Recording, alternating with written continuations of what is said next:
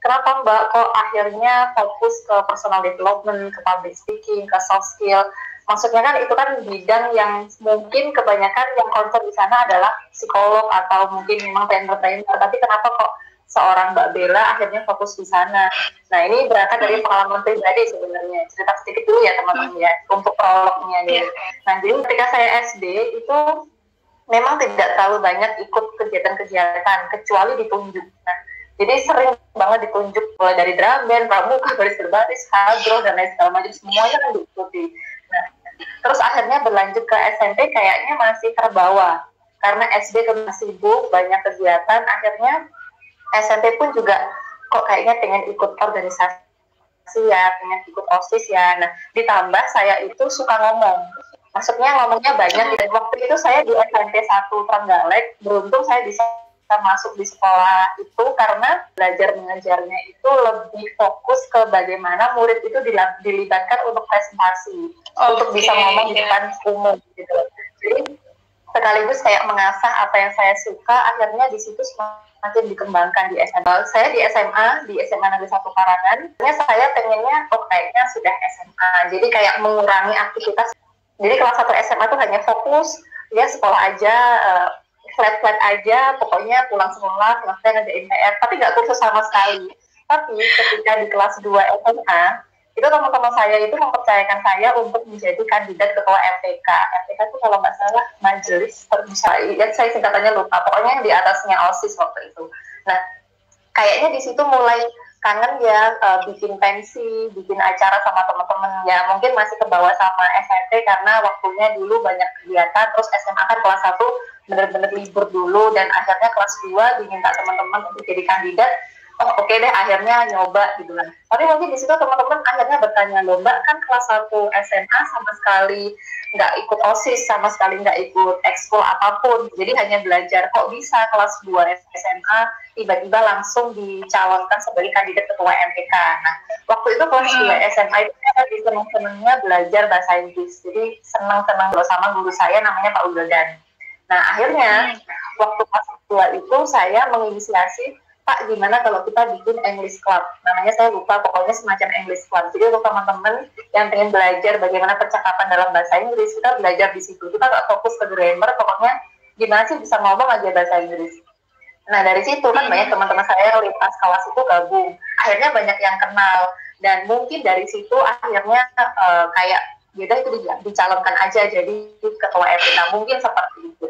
Tapi meskipun terpilih, karena kan mungkin karena di situ yang hadir waktu itu untuk pemilihan suara itu teman-teman saya sendiri di English Club, jadi ibaratnya kayak ya udahlah udah menang masa lah ibaratnya, karena sudah banyak. Iya. Tapi ternyata waktu itu senior saya memutuskan untuk tidak menjadikan saya sebagai ketua MPK. Alasannya adalah dianggap saya belum berpengalaman, karena kan kelas 1 sama sekali nggak ikut OSIS dan ekstrakurikuler apapun, jadi mungkin dinilainya masih belum berpengalaman. Dan akhirnya waktu itu dijadikan sebagai wakil atau sekretaris MPK, saya agak lupa. Ketika kelas 3 SMA, ketika akan melanjutkan ke kuliah gitu kan, pasti kan sebagai anak SMA kita share kan ke orang-orang terdekat, entah guru, sahabat, senior, alumni, orang tua, saudara, dan lain segala macam. Nah, waktu itu internet belum semurah sekarang, gadget juga nggak se-smart sekarang, jadi benar-benar saya waktu itu mengakses informasi itu terbatas, mungkin hanya dari koran, dari mading sekolah, atau dari kakak-kakak kelas yang sudah sukses dan dia berkunjung ke SMA, kita tanya-tanya, hanya sempit banget. Nah, di situ arahannya, ya kalau mau kuliah, pertama, cari PTN yang favorit. Kedua, jurusan yang itu mumpuni untuk masuk.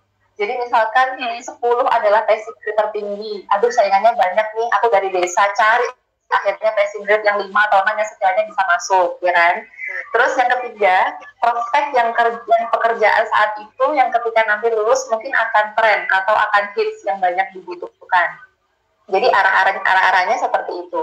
Nah, selain itu, ketika saya juga mencoba untuk cari konseling, jawabannya juga tambah ekstrim lagi. Kalau misalkan kamu pilih perguruan tinggi yang di sana nggak ada alumninya, kamu nggak akan bisa. Nah, iya benar. Mungkin teman-teman di sana, ini moderatornya juga curhat juga ya. Jadi, iya. mungkin tidak berpengalaman ya teman-teman untuk pengalaman yang tadi sempat saya sampaikan juga sebelumnya. Nah, waktu itu akhirnya orang tua saya melihat prediksi prospek pekerjaan yang nantinya ketika lulus akan banyak dibutuhkan perusahaan atau institusi adalah IT. Ya, berhubungan dengan komputer lah kalau orang tua saya nyebut ya. Dan dilihatnya saya itu sering berinteraksi dengan komputer, maksudnya saya main komputer atau ngapain, pokoknya dianggapnya saya itu betah banget di depan komputer, akhirnya dianggap kayaknya kamu cocoknya IT gitu kan ya, pokoknya seperti itulah.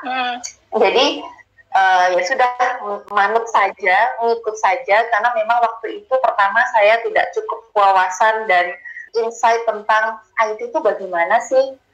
Ya kan, ya lagi-lagi ya, karena zaman dulu internet itu nggak semasif sekarang, jadi benar-benar wawasan saya itu sangat terbatas.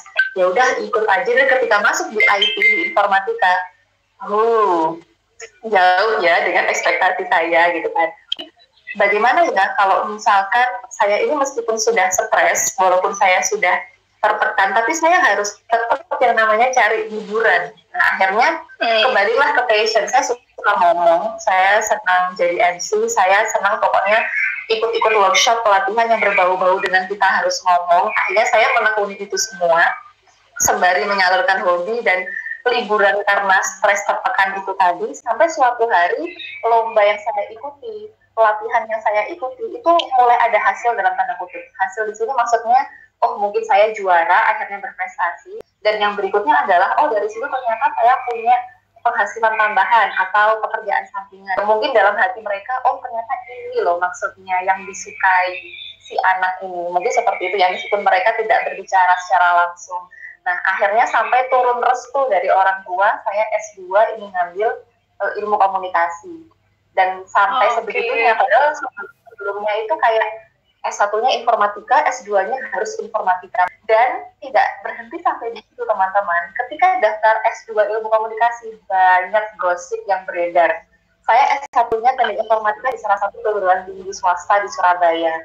Rumornya adalah ketika dari perguruan tinggi swasta mau mendaftar ke PTN, apalagi yang favorit, apalagi yang lintas jurusan, itu katanya nggak bisa. Jadi sudah gitu. Kayak belum mencoba, itu kayak sudah ada rumor-rumor, gosip-gosip. Tapi dalam mungkin passion saya lebih kuat daripada nyinyiran orang-orang yang mungkin ya.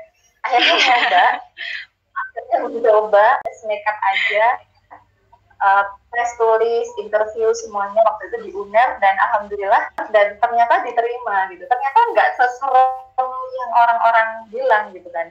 Nah, dari cerita ini, rangkaian cerita itu, yang pengen saya garis bawahi adalah ya begitu ya, fakta yang dulu saya rasakan, dan saya rasa masih sampai sekarang juga dirasakan, karena terbukti banyak yang DM, banyak yang cerita dengan cerita yang familiar dengan yang saya rasakan.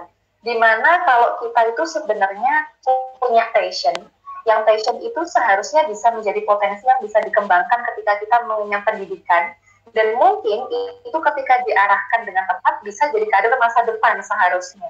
Tapi faktanya kita terbentur dengan passing grade, dengan gengsi, dengan PTN yang favorit, dan lain segala macam, dengan asumsi-asumsi yang belum tentu itu terjadi.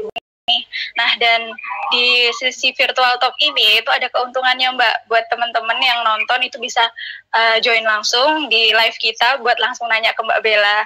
Mungkin ini penanya yang pertama bisa join dari Mbak Mita ya. Ya, silakan Mbak Mita. Halo, selamat sore Mbak Bella dan juga kita. Selamat sore Mbak Mita. Sore. Iya, senang banget bisa dengerin langsung dari Mbak Bella tentang gimana Mbak Bella sampai bisa menemukan passion ya. Mbak, boleh tahu nggak Mbak, dulu gimana sih Mbak Bella itu menemukan, ini nih yang aku mau raih dalam hidupku.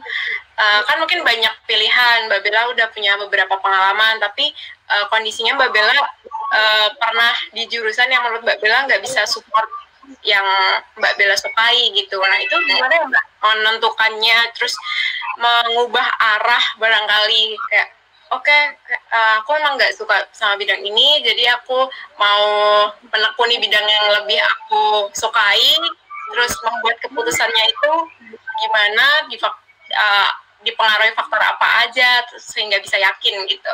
Mbak Bella bisa langsung menjawab ya. Ini berasa kayak pertanyaan sidang tesis ya. Pertanyaannya ya. Oke. Itu kan tadi dari penanya pertama, Mbak. Nah, ini ada penanya kedua nih, Mbak, dari Mas Febi. Boleh masuk. Silakan, Mas. Mau bertanya apa? Oh iya, Kak. Selamat sore, Kak. Oh ya, sekarang ya, saya kuliah di, saat ini ya kuliah di jurusan D3 Peternakan, semester 4. Tapi kadang-kadang merasa salah jurusan, karena bukan keinginan saya sendiri. Padahal sebenarnya ingin bekerja sesuai hobi atau passion saya. Nah, pertanyaannya yaitu bagaimana nanti ketika sudah lulus mencari pekerjaan yang sesuai dengan hobi atau passion saya? Apakah masih bisa diwujudkan? Kebetulan saya suka dengan hobi sepak bola. Dan seberapa besar potensi pekerjaan ini dalam menghadapi revolusi industri 4.0 dan society 5.0. Mohon penjelasannya, Kak. Waduh. Bisa langsung Mbak Bella. Iya. Silakan Mbak Bella. Berat ya pertanyaannya. Sebenarnya waktunya tinggal dikit tuh. Tapi nggak apa-apa lah ya.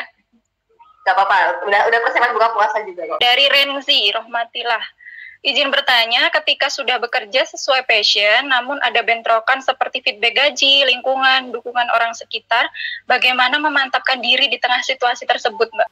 Mau nanya dong, peluang kerja apa yang cocok buat emak-emak yang masih harus stay at home karena anak-anak masih kecil?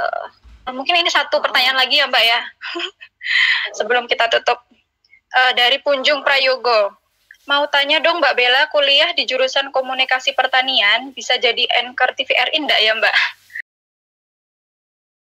Kami menyampaikan terima kasih kepada pihak-pihak yang mendukung terselenggaranya acara ini, Pemkab Kabupaten Trenggalek, Printerku Official, dan Ala Bella ID, beserta media partner Satu Space Trenggalek, I Love Trenggalek, dan Kakang Mbak Yu Trenggalek.